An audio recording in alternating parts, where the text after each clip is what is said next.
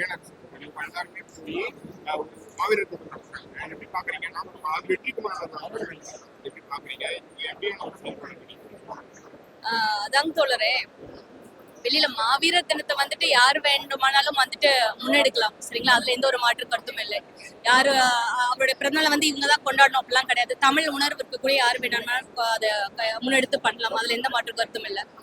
ஆனா இவர்கள் வந்துட்டு இப்ப இங்க இருந்து போயிருக்காங்க அப்படின்னா, நம்ம வந்து இன்னைக்கு தமிழ் தேசியம், இன்னைக்கு நாம் தமிழர் வந்து நம்ம பயணிக்கிறோம் அப்படின்னா ஒற்றை இலக்கோட தான் நம்ம இங்க வந்து உள்ள வந்தோம், சரிங்களா? தமிழ் தேசியம் அமையணும் அப்படின்ற ஒற்றை இலக்கோட தான் நம்ம இங்க உள்ள வந்தோம். உள்ள வந்த பிறகு அவர்களுடைய சிந்தனை மாறுகிறது இல்லைங்களா? அதாவது இலக்கு மாறுது.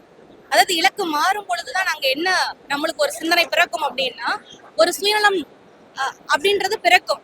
அப்பதான் நம்மளுக்கு என்னெல்லாம் வந்து நினைக்க தோணும், இவங்க நம்மளுக்கு முக்கியத்துவம் கொடுக்குறாங்களா, என்ன நடக்குது அதெல்லாமே நம்மளுக்கு சிந்திக்க தோணும், சரிங்களா? அதனால அவர்கள் வந்து கட்சியை விட்டு வெளியே வந்து அவங்க வெளில போயிட்டாங்க. சோ மாவீரர் தினத்தை வந்து யாரு வேணாலும் அவங்க கொண்டாடலாம், அதுல எந்த மாற்று கருத்து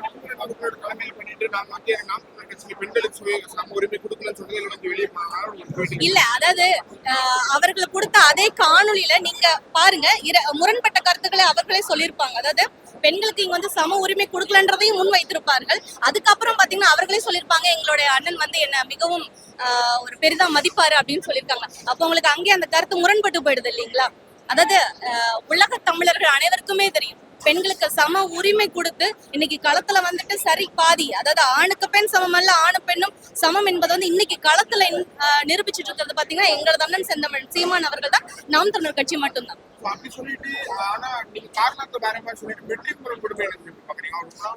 இதுல இருந்து நீங்க புரிஞ்சுக்கலாம், அவர்களுக்கு வந்து எந்த ஒரு சிந்தனையோட வந்துட்டு அவர்கள் வெளில போயிருக்காங்க, எந்த ஒரு சுயநலத்தோட அவங்க வெளில போயிருக்காங்க அப்படின்றது இதுல இருந்தே தெரியுது இல்லைங்களா? விலகி ஒரு வெற்றிக்குமார் சேர்ந்து ஒரு பெரிய கூட்டம் நடத்துறாங்க. நாம் தமிழர் கட்சி எல்லா துருகிகளும் முன் சேர்றாங்க. இது எப்படி பாக்குறீங்க?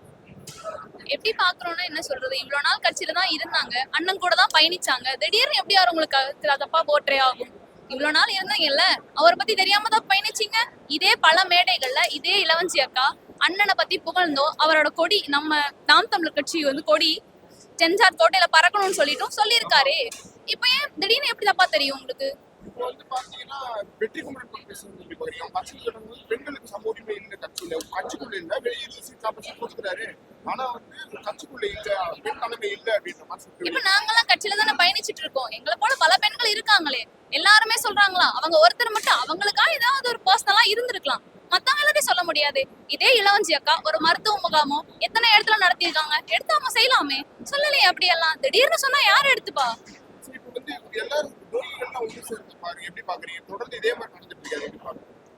என்ன சொல்றது, துரோகம் எங்களுக்கு புதுசு இல்ல, துரோகிகள் தான் புதுசா இருக்கு.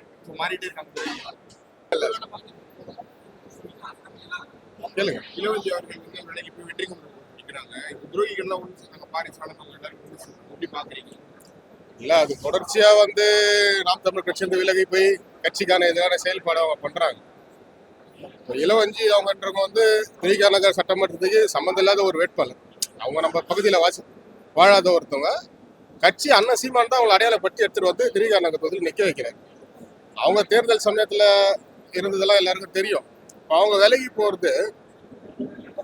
விலகி போய் அவங்க எங்க போறாங்கன்றத பாருங்க, இவங்கெல்லாம் சேர்த்து எதை உருவாக்குறாங்கன்றத பாருங்க. அந்த இப்ப அவங்க நடத்த போற ஒரு கூட்டத்துக்கு அழைப்பாளர்லாம் யாரை கூப்பிடுறாருன்னு பாருங்க. ஒரு திமுக கூட்டணியில் இருக்கிற ஒரு வேல்முருகன்ற தலைமை எடுத்து போறாங்கன்னா அப்போ இது வெளிப்படையா தெரியுது இல்ல, இருக்கதானே செய்யும். அது இருக்கதான் செய்யும். போய் சேர்ந்து நீங்க அவங்களை கூப்பிட்டு கூட்டம் நடத்துறன்றது, எவ்வளவோ தமிழ் உணர்வாளர்கள், எவ்வளவு பெரிய அறிஞர்கள் இருக்கிறாங்க, அவங்களை கூப்பிட்டு நீங்க நடத்தலாம். ஒரு அதிகார பகிர்வுல உங்களை கூப்பிட்டு நடத்துறது அது மக்கள் பார்வையை போட்டு